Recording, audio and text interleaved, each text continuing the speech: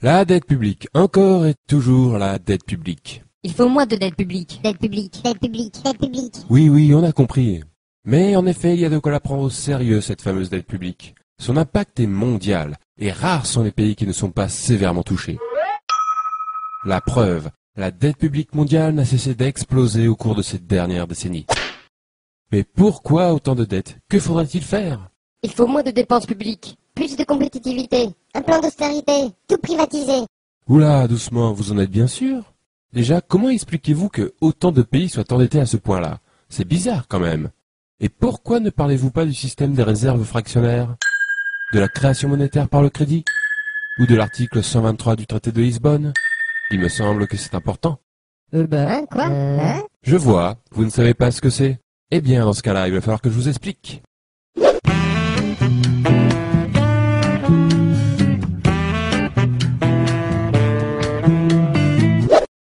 L'économie, c'est comme une baignoire. La monnaie est son eau. La règle est de la remplir avec la bonne quantité. Ni trop, ni pas assez. Quand une économie est en croissance, c'est comme si la baignoire grossissait. Il faut donc rajouter de l'eau, c'est-à-dire créer de la monnaie. Donc une première question s'impose. Comment est créée la monnaie?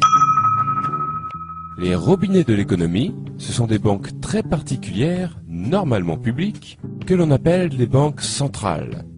Elles peuvent créer et détruire la monnaie à volonté, et donc remplir ou vider l'économie. La monnaie créée par ces banques s'appelle la monnaie centrale. Mais, petite astuce, il existe un deuxième robinet, constitué des banques commerciales, c'est-à-dire les banques privées. Cependant, ce robinet fonctionne d'une manière un peu particulière. Je vous explique. Lorsque l'on fait un emprunt dans une banque, la plupart des gens s'imaginent que la banque donne une partie de l'argent qui est dans ses coffres. Eh bien, pas du tout. La banque va en réalité créer l'argent qu'elle prêtera par une simple écriture comptable. Cet argent sera détruit au fur et à mesure que le prêt sera remboursé. Ce procédé se nomme tout simplement la création monétaire par le crédit.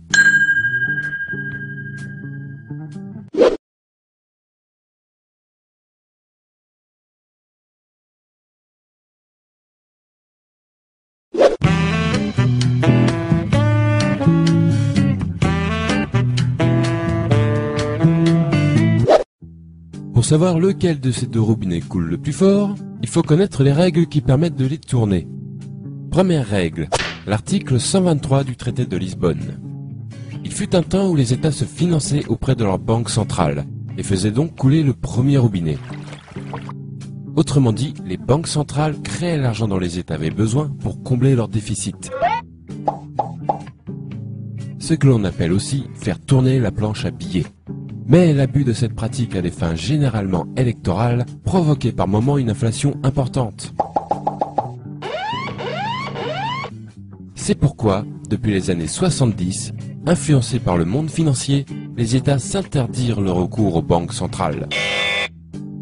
Cette interdiction existe toujours et est aujourd'hui visible dans le traité de Lisbonne, signé par tous les membres de l'Union européenne, sous l'article 123. Les États ne peuvent donc plus faire couler le premier robinet. Ils utilisent alors le second. Cela veut dire que pour combler leur déficit, les États font désormais des emprunts auprès du marché financier, et plus particulièrement auprès des banques commerciales. Deuxième règle, les réserves fractionnaires. Tout comme les États, les ménages et les entreprises font aussi leurs emprunts auprès du marché financier. Cela garantit alors pour les banques commerciales beaucoup d'argent à prêter en perspective. Mais disposent-elles de suffisamment de fonds pour cela? A priori oui, car comme nous l'avons vu, les banques commerciales créent l'argent qu'on leur emprunte. Mais il existe une limite, que l'on appelle le taux de réserve. La création ne peut avoir lieu que si la banque possède une certaine quantité de monnaie centrale. Cependant, cette limite est franchement souple, puisque, au final, les banques commerciales peuvent créer et prêter plus de 6 fois ce qu'elles possèdent en monnaie centrale. Et si malgré cette souplesse, elles sont tout de même à court, pas de souci, puisqu'elles sont autorisées à emprunter autant que nécessaire auprès des banques centrales. Cela laisse donc pas mal de liberté au second robinet. Ce système plutôt méconnu s'appelle le système des réserves fractionnaires. Il est pourtant répandu dans le monde entier.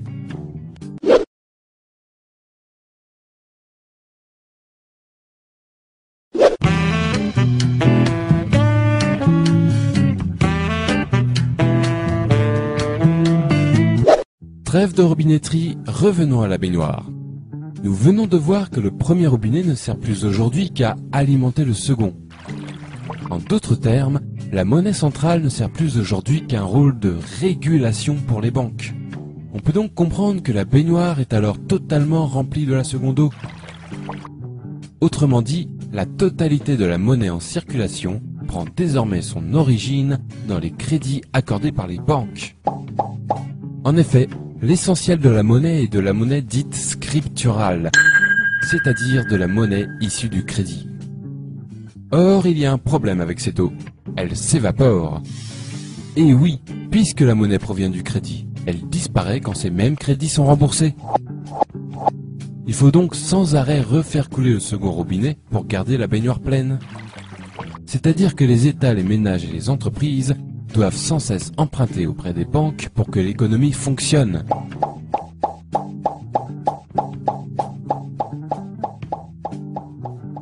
Deuxième problème, cette eau coûte très cher.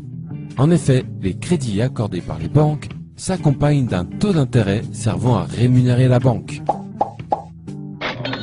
Il faut par conséquent payer perpétuellement des intérêts sur cette monnaie scripturale qui remplit l'économie. Et je peux vous le dire, cela représente un sacré pactole pour les banques et leurs créanciers. Et un sacré manque à gagner pour tous les autres. On va voir combien ces fameux intérêts peuvent coûter avec un exemple concret. L'énorme dette publique française. Respectant les règles qui ont été décrites, l'État français ne fait plus appel à sa banque centrale et paye donc des intérêts depuis 1973.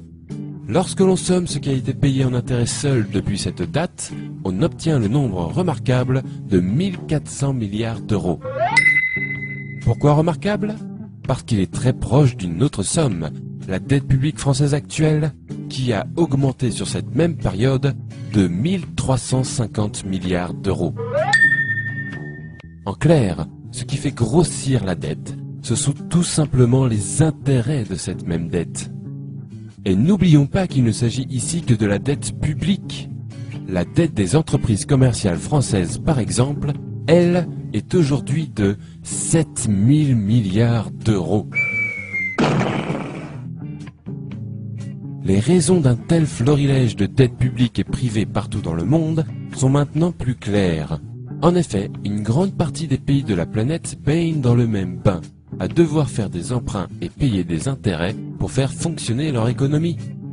Pour rembourser ces emprunts et ces intérêts, il faut faire d'autres emprunts plus importants, qui amèneront d'autres intérêts plus importants aussi. On aboutit donc de cette manière à une dette qui se nourrit d'elle-même, et grossit, grossit, grossit, inévitablement.